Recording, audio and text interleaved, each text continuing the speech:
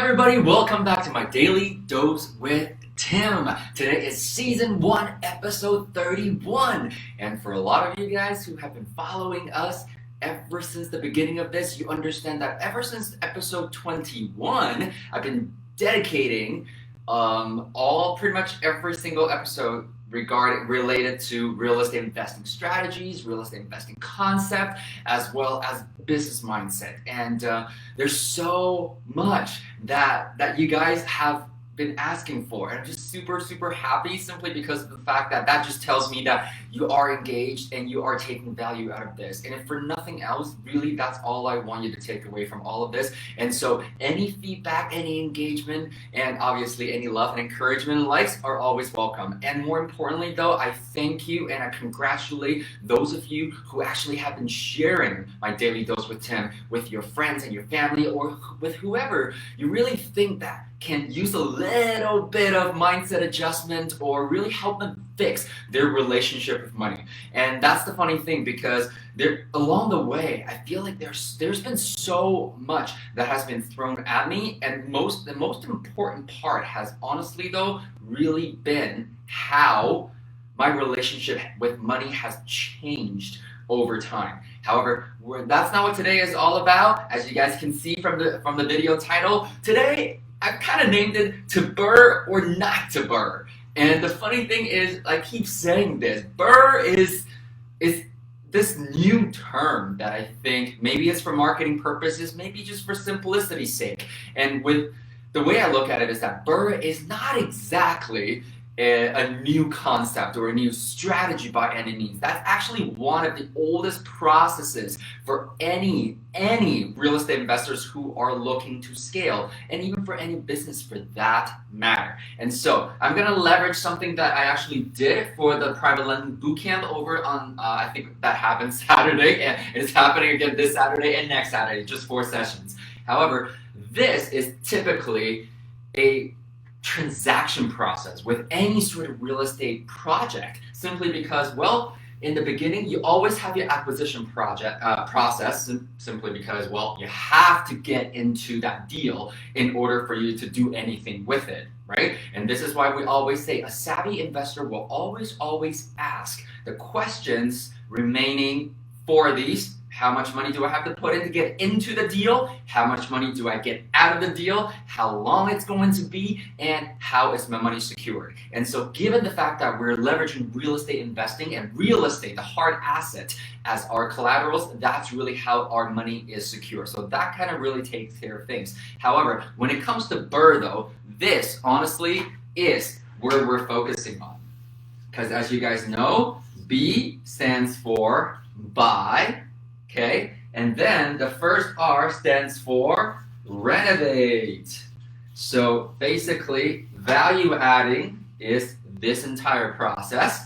And then after you've renovated, obviously you want to be able to rent it out, and then you will refinance.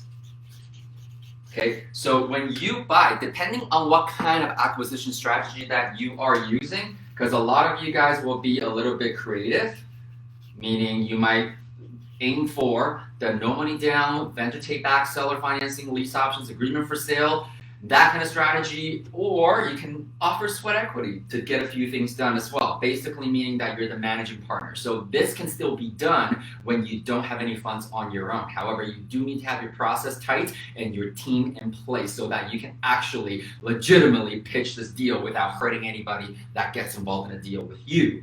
And so buy, or you can do the traditional cash buy. Doesn't matter, okay? And this is why refinance typically comes after the rent, simply because if you want to access any sort of financing, chances are your lender, whether it be institutional or whether it be private, chances are they want to make sure that your asset is performing so that they are comfortable lending you the money. And the biggest thing for most people at the very end is the whole repeat process. And this is where the scalability comes in with this business model. And I think this is what people really like about it. However, I'm just going to share with you the way we learned it a decade ago now, not to keep dating myself. It's really that simple fact. We always say money in and money out, okay? And as a result, because if it's a performing asset, that means we have income for life. Ooh, this isn't, oh, it fits, yes.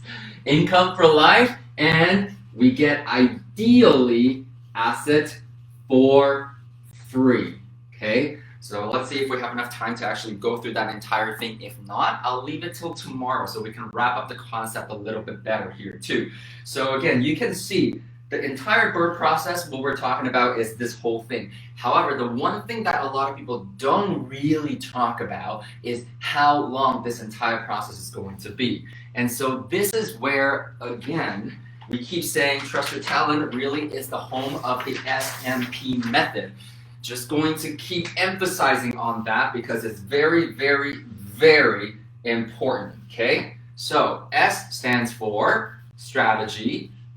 And I know a lot of you guys that are watching this, you're kind of like, oh my God, Tim, you sound like a broken record. You know what? That's awesome because if you have not actually printed the whole SMP thing out yet and taped it onto your office or at a wall somewhere in your house, then you're doing yourself a disservice because again, it is so easy for us to stray away from the simplistic of all formula when it comes to investing, especially real estate investing, because it is strategy first and foremost, and then we pick the market that will contribute to that deal. And at the end of all that, we look for properties that will fit the numbers that we are looking for. Numbers meaning the real financial goal. Because again, nobody is going into real estate investing and implementing any strategies in the hopes of losing money. Am I right? Okay.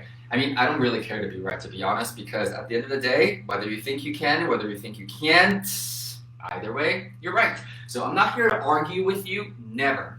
Because that's the thing that I found out really about money is that we all come with different relationship with money, different value systems when we were growing up. And so you might think what you think is right, and that's totally fine. I'm just here to share with you what has worked, not just for me, however, for many other people that have become multimillionaires, property investors, successful ones that have been able to really free themselves from regular jobs, for example, so that they can actually devote their time into doing, working on, and building things and businesses that really fire them up every single day.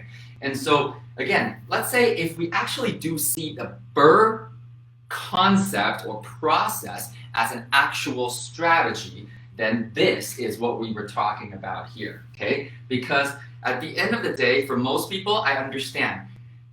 In my circle right now, most people, when they do BRRRR, they're holding onto the property. So the actual exit strategy is still income property.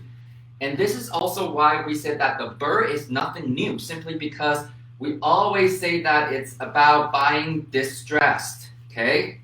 And if you have not been formally trained by any other institutions or academies that actually teach financial education, you need to remember the biggest thing that separates educated investors and professional investors is about making money in the buy. And this is why when it comes to investing in properties, it is never about going into show homes and get that brand new build.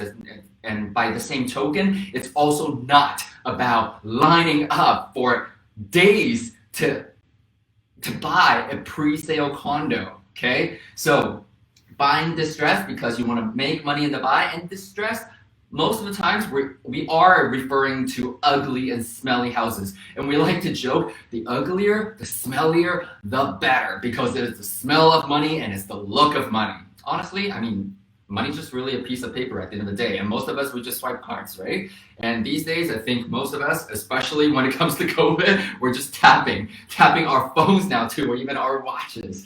And so when it comes to the strategy side of things, okay, if BRRRR is your exit, as in you want to take as much money out as you possibly can in a short amount of time, obviously you have to pay very close attention to the entire real estate cycle in the markets that you're choosing to go into. So again, this is why we focus so much on the fact that everybody's goal is very different. I'll give you a quick example because I've worked with a couple of students over the last few years now, and they're in their late 40s, early 50s, and when they're doing this, they're actually really not caring much about the ROI at the moment per se, because their main goal is to make sure that they get the extra cash flow on a monthly basis so that they can continue to put that money towards either increasing the quality of life, so better lifestyle, for example, putting a little bit more money away towards maybe their insurance policy, towards their kids' RESPs, towards their own TFSAs, towards their own RRSPs, which we also teach them how to convert into self-directed so that they can make better returns. The bottom line though, cash flow is king. And so as a result, because the goal with money in, money out, is to leave as little money into the deal, into the property as possible, because in doing so, you actually increase your return on investment. However, in most cases, when return on investment goes up, your cash flow actually goes down. Why? Simply because of the fact that return on investment, or as we spoke about last Friday, a lot of the times if you're holding onto a property, it's really your cash on cash return, okay? So your return basically will go up because the amount of money you're leaving in the deal is a lot less, okay? However, most people don't care about that, depending on their goal. And just like, I'll give you a quick example. When we first got started, and this is why it's a really interesting question that when people ask, I have a standard answer because I've experienced that myself. My very, very first goal is to be out of the rat race, and I wanted to achieve financial freedom first. And so what that means is I really was gunning after the cash flow on a monthly basis so that I don't have to worry about having to pay my bills and maintaining my lifestyle. And so as a result, financial freedom was achieved. And what that really means is that I was really focusing on making sure that my passive income, so passive income from cash flow from all my properties, are exceeding my expenses. And so in the beginning, I focused on deals that would produce a whole lot more cash flow and slightly lower return on investment. However, on the same token, I've also worked with people from the same age bracket that are going, well, you know what, we actually make fairly decent income. So what we really, really want is to make sure that we don't care about the extra cash flow at the moment. And so they can burn in a market where they want to pull out as much money as possible, provided that after they pull out that money, okay, that money needs to be debt serviced. And so that means on a monthly basis, the loan debt servicing payment would go up, therefore decreasing the cash flow. And as a result, sometimes, you know what? You are not getting a lot of good cash flow. However, the point is you just want to make sure that you are, at the end of the day, still cash flowing regardless, right? And so again, the markets that you would go into really would depend heavily on the goal that you're looking for. Is it cash flow? Or is it your cash on cash? Okay, just because there are people that really seriously just come into real estate because they just want to park their money somewhere, and that is a hard asset, so that when something like COVID happens, if you're not a trained trader, your retirement is not going along with it, your ESP for your kids are not going along with it, your entire savings accounts are not sinking because the global economy is not doing great, okay? And so last but not least, that's when we look at property. And this is why we keep on stressing on the fact that a lot of the times though, when you're an investor, and even though you are a real estate investor, you want to really, really make sure that you learn to separate what you're really learning how to do and the vehicle that's helping you do it. Because you can basically go and learn about how to invest in stocks as well, if that's more your personality type, if that's more your style, if that suits your lifestyle better as well. Or you can learn to start a business. That's how people do it, right? And so S&P really, really need to be taken into consideration when it comes to this, because I'll give you another example. Let's say if you're buying a $3 million commercial property today, just a small strip mall somewhere, okay? Not huge, $3 million. And you may not actually be able to pull that money out even if you're improving the performance of the property, even if you're improving the physical value of the property, okay, there's only so much you can do. So even when you're BRRRRing it, as in you want to refinance and pull some money out, the increase may not be there if your goal is to recover as much money as possible within the first year or two. However, in our circles, I've not just personal examples, I've also had a lot of different investors that I've spoken to. We all can relate to the journey, because usually on bigger projects, it does take a lot longer for you to really make sure that the moment you do the refinance, simply because the fees are a lot higher on a bigger project as well. So making sure that the end value really is there, so that when you're refinancing, you do get to pull as much money out as possible. However, once again, provided that on a performance basis, you are still cash flowing and the ROI still makes sense. Okay, so that is really what I wanted to share with you, because to BRRRR or not to BRRRR, I'm just going to give you some of my personal opinions. I think obviously in some of the bigger, more urban major markets, because at the end of the day, it's not rocket science. In every market that you go into, especially when it comes to housing and real estate investing, really, it's economy. Like, the economy and employment will drive the demand for housing. And so, nice, let's just say Canadian cities right now. Good, large urban cities like Vancouver, like Toronto, like Ottawa at the moment, and even Montreal before this whole COVID situation happened and hit it pretty bad. These would be the good markets, and plus KWC, if you know what I'm talking about. Okay, those are typically have been the four very major markets that are considered very good for short-term bursts, because how quickly the market was actually riding on demand, and demand drives appreciation. As a result, you can actually get your money back as quickly as you possibly can. However, that doesn't mean that all the other slower markets you cannot BRRRR with, okay? And I live in Edmonton. A lot of you guys understands that the Alberta market has been quite slow over the last 4 years now at this point. However, there's still BRRRR opportunities everywhere. You can snatch up a distressed property for $200,000, put in $60,000 worth of work. It can be worth $320,000. And let's just say that at $320,000, when you are actually refinancing, I'm not going to argue with how we qualify this for now, okay? Let's say if you pull out 75% loan to value upon refinance, that basically means that you're pulling out $240,000. So really leaving you with $20,000-ish plus fees in the deal. That means you're buying a house and you're cash flowing on a monthly basis with only $20-something thousand.